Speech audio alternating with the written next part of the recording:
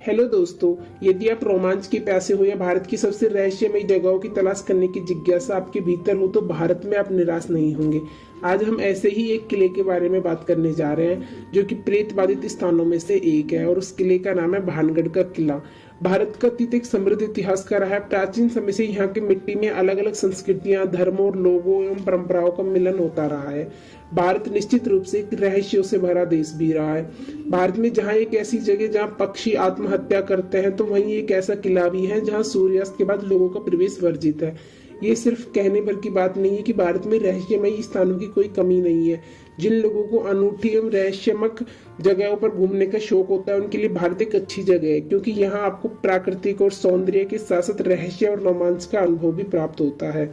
जब आप भारत भ्रमण पर निकलते हो तो न केवल आपका सामना प्राकृतिक नजारों से होता है, बल्कि आप उस स्थान की जगहों से जुड़ी कहानियों के द्वारा भारत के अनूठे इतिहास से भी खुद को जोड़ पाते हैं।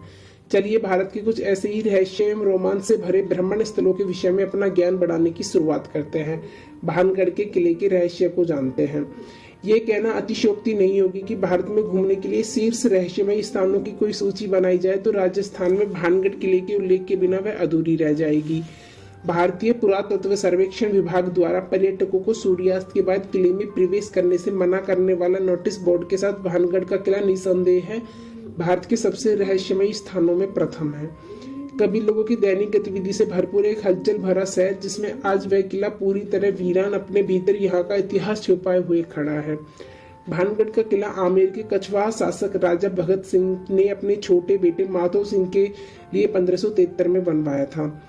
माधो सिंह के भाई प्रसिद्ध मान सिंह जो अकबर के सेनापति थे, माधो सिंह का उत्तराधिकारी उसका पुत्र छत्र सिंह हुआ। छत्र सिंह के पुत्र अजब सिंह ने अजबगढ़ का किला बनवाया था। भानगढ़ किले से जुड़े रहस्य। वैसे तो किसी भी प्रकार की पैरानॉर्मल एक्टिविटीज को आंकना मुश्किल है, लेकिन जब सरकार आपको कुछ खास जगहों से दूर रहने के लिए कहती है तो वहाँ कुछ ऐसा होता है जो जन सामान्य के लिए सुरक्षित नहीं होता। इस किले का इतिहास 17वीं शताब्दी का है। यह किला निश्चित रूप से कमजोर दिल वालों के लिए बनी जगह नहीं है। जब आप इस किले को देखते हैं तो आप इसकी राजसी वास्तुकला को देखकर आश्चर्यचकित हो सकते हैं, किंतु अक्सर इस किले को देखने वाले महसूस करते हैं कि उनको यहाँ चिंता एवं बेचैनी की भावना का एहसास होता है।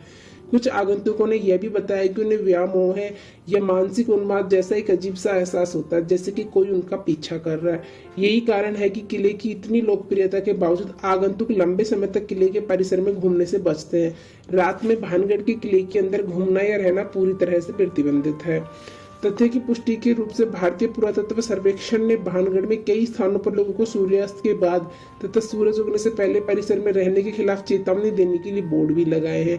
स्थानीय लोगों के अनुसार जो कोई भी रात में किले के अंदर जाने में कामयाब रहा है वो अपनी कहानी बताने के लिए वापस नहीं लौट के आया है, क्योंकि ऐसा माना जाता है कि रात में आत्माएं किले में घूमती हैं जो इस जगह को पारलौकिक गतिविधियों के लिए केंद्र में बदल देती है। भानगढ़ की रहस्य से जुड़ी कहानियों के अनुसार भानगढ़ किले को गुरु बालूनाथ नामक एक साधु ने श्राप दिया था।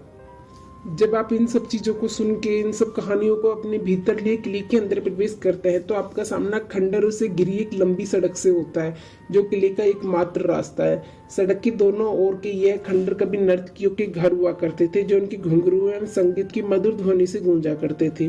किले के भीतर आपको बड़े बड़े बरगद के पेड़ मिलते हैं। किले का मुख्य प्रवेश द्वार आज भी आपको अपने वैभवशाली इतिहास से अवगत करता महसूस होता है। किला भीतर से 3 मंजिलों में विभाजित है।